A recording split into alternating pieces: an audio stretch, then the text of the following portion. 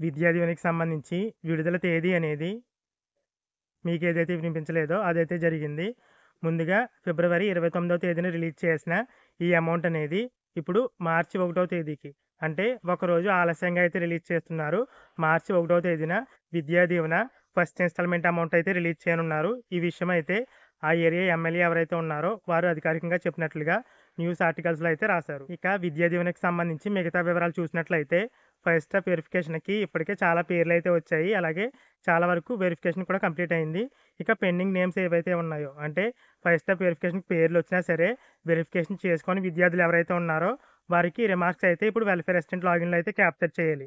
అంటే ఆ స్టూడెంట్ ఎవరైతే ఉన్నారో వారు ఆ ఫస్ట్ స్టెప్ వెరిఫికేషన్ అనేది ఎందుకు కంప్లీట్ చేసుకోలేదు? వారు ఇనెలిజిబుల్లా? లేదంటే ఆ సచివాలయం పరిధిలోకి రారా? లేదంటే ఇతర కారణాలు ఏవైనా ఉన్నాయా? ఆ రీజన్ అయితే అక్కడ సెలెక్ట్ చేసి వారు అక్కడ రిమార్క్స్ అయితే క్యాప్చర్ చేయవలసి ఉంటుంది.